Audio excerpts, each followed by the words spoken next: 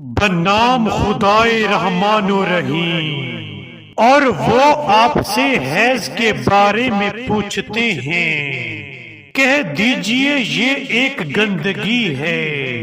बस हैज के दिनों में औरतों से किनारा कश रहो, और जब तक वो पाक ना हो जाएं उनके करीब ना जाओ।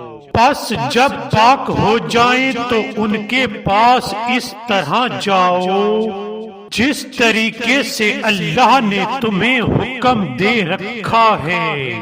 बेशक खुदा तौबा करने वालों को दोस्त रखता है और पाक साफ रहने वालों को दोस्त रखता है।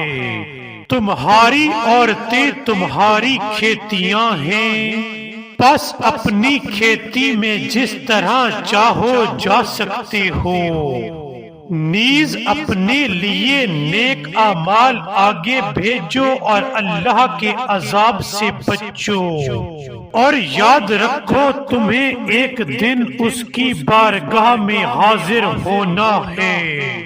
और ए रसूल ईमानदारों को बशारत सुना दो और अल्लाह को अपनी उन कसमों का निशाना मत बनाओ जिनसे नेकी करने, तकवा अख्तियार करने और लोगों में सुलह आशती कराने से बाज रहना मकसूद हो। और अल्लाह सब कुछ खूब सुनने वाला, जानने वाला है। अल्लाह उन कसमों पर तुम्हारी गिरफ्त नहीं करता जो तुम बेतवज्जोही में खाते हो।